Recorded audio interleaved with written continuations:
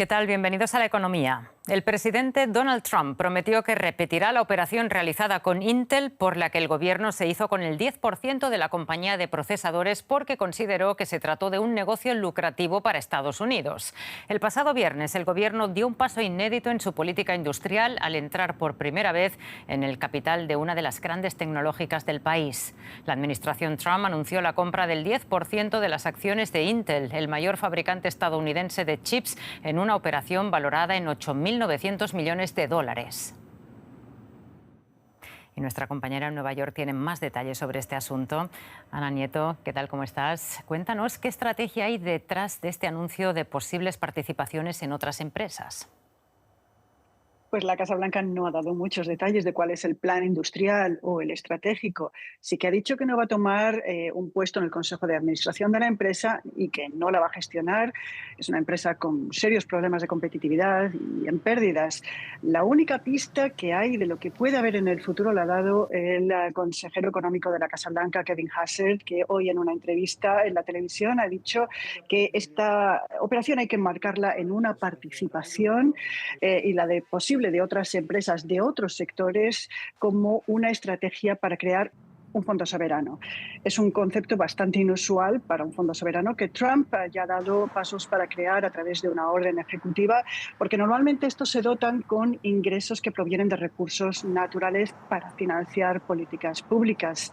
El papel de las empresas privadas en un fondo soberano todavía está por explicar en una operación de la que no se han dado demasiados datos intervencionista, de bastante calado y muy difícil teóricamente de acomodar en la cuna del capitalismo. Bueno, Ana, y tal y como lo describe Trump, fue él quien pidió el 10% de la empresa al consejero delegado para que Estados Unidos sea socio de Intel. Pero hoy la tecnológica ha admitido riesgos para esta operación. ¿Cuáles son? Sí, dado el cambio del accionariado, que con la llegada del gobierno diluye o disminuye la participación de los accionistas que ya están en la empresa, Intel ha tenido que hacer una comunicación oficial al regulador de los mercados, SEC, y ha dicho que hay riesgos. Se advierte que puede haber una reacción adversa a la toma de capital por parte de inversionistas, de empleados, de proveedores, porque es una operación con escasos precedentes. También que puede tener un impacto negativo en las ventas al exterior, que son nada menos que el 76% de la facturación de la compañía, puesto que puede haber problemas, por ejemplo, con la aplicación de nuevas regulaciones u obligaciones distintas que con el otro accionariado, sin el gobierno. Se advierte también de la reducción del peso del voto de los actuales accionistas y también que se está muy a merced de los cambios administrativos, de las prioridades del Congreso y de las prioridades que puedan cambiar de una administración de uno u otro signo. Muy interesante lo que nos cuentas. Muchísimas gracias por el análisis, Ana. Gracias, Rosa. Donald Trump ha dado un nuevo golpe a la energía renovable. El presidente ordenó frenar la construcción de un parque eólico marino frente a la costa de Rhode Island y Connecticut. Esto ha provocado que una de las empresas del proyecto, la danesa Ørsted, se desplome en bolsa, sembrando dudas sobre el futuro del sector de las energías renovables. El proyecto estaba pensado para abastecer hasta 350.000 hogares en estos estados costeros. La energía debía proceder de turbinas eólicas instaladas en el mar, un plan que no encaja con la visión que tiene la administración Trump. Hace unos días, el mandatario estadounidense afirmó que la energía eólica y la solar son la estafa del siglo. Y es que desde que asumió el cargo, Trump ha prometido impulsar la industria estadounidense de los hidrocarburos.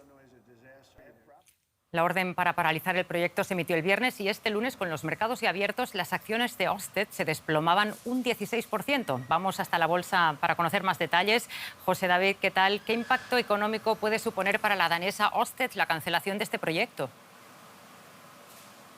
Hola Rosa, ¿qué tal? Algunos pronósticos apuntaban hoy que la empresa danesa podría perder hasta 3.000 millones de dólares por la paralización de este importante proyecto de granja eólica en las costas de Estados Unidos. Un proyecto, Rosa, que está prácticamente acabado, implantado en el 80%, 45 de las 65 turbinas que incluiría el proyecto, además, ya estaban instaladas. Esta noticia que conocíamos la semana pasada y que se materializa en los mercados mercados. Hoy llega en un mal momento para esta empresa danesa, participada, por cierto, por el gobierno danés, porque debido al clima antirrenovables que se ha instalado en la administración de Donald Trump, la propia empresa Ørsted decidió recurrir a dinero vendiendo una participación en un proyecto similar en la costa de Nueva York, pero no encontró comprador y eso, Rosa, le ha obligado a hacer una ampliación urgente de capital. La empresa danesa, el mayor desarrollador de este tipo de proyectos en el mundo, ha perdido ya un 45% de su valor en bolsa en lo que llevamos de año y hoy tocaba un mínimo histórico en la bolsa de Copenhague. Sí, muchísimas gracias por el momento, José, por el análisis. Saludos. Donald Trump está ansioso por cerrar un acuerdo comercial con China. Aunque recientemente suspendió los aranceles sobre productos chinos por 90 días más, las perspectivas para las empresas de ese país que buscan vender en Estados Unidos siguen siendo poco alentadoras. Pero hay excepciones, como una empresa de la provincia de Jiangxi, que a pesar de los riesgos decidió hace tiempo apostar por ingresar al mercado estadounidense. Empresa china Welasent en Gansu, provincia de Jiangxi. Su especialidad, los cables de cobre.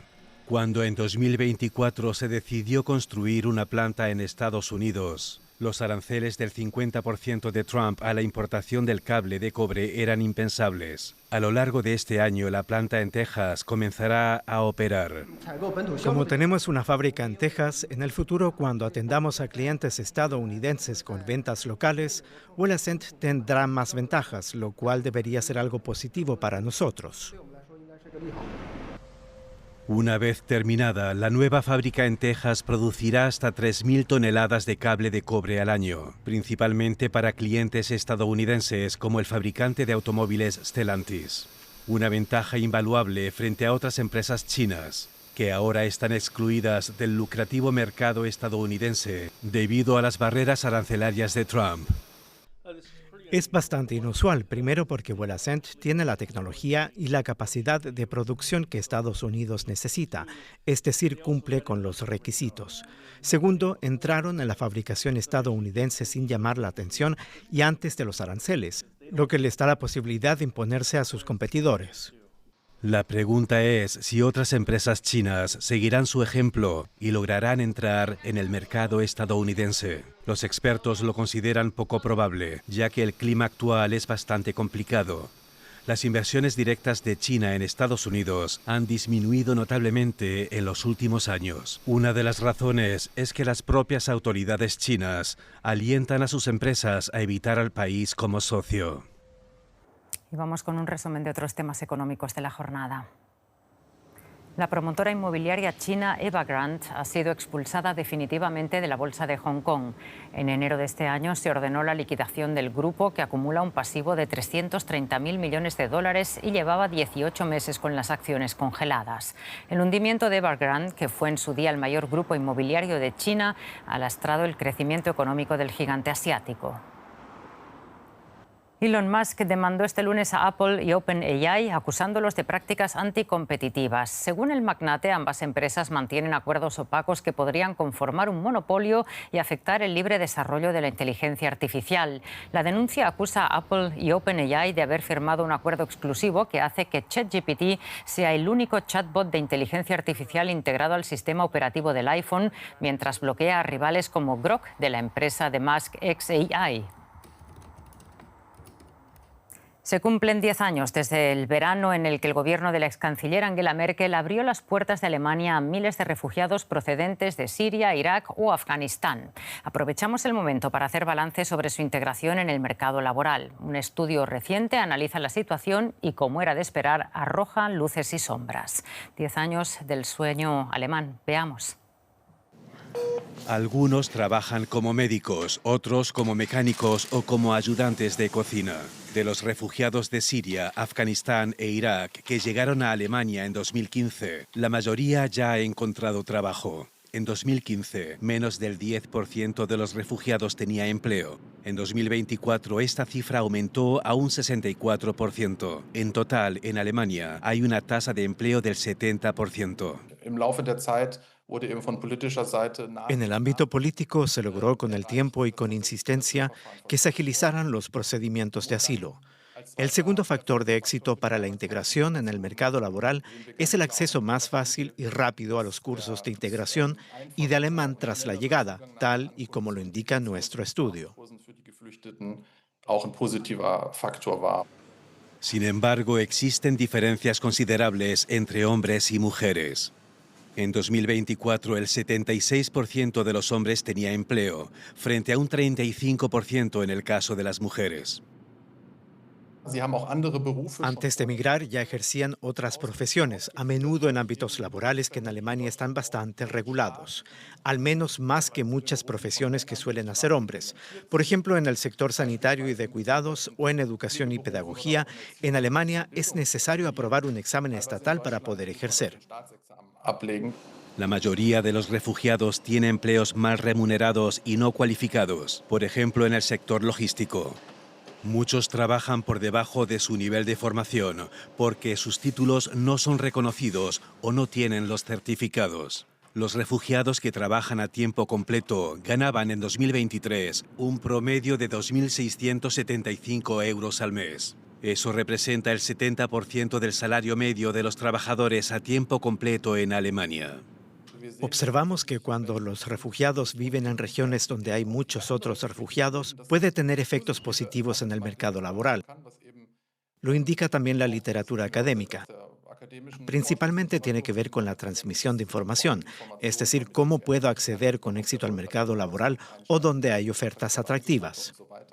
Parece que es necesario que pase cierto tiempo para que las personas refugiadas puedan establecerse en el mercado laboral, algo que su nueva patria, Alemania, reconoce. Por eso, en los últimos años se han eliminado varios obstáculos, como la prohibición de trabajar tras entrar al país. Y hasta aquí nuestro segmento de economía. Gracias por acompañarnos un día más. Hasta la próxima.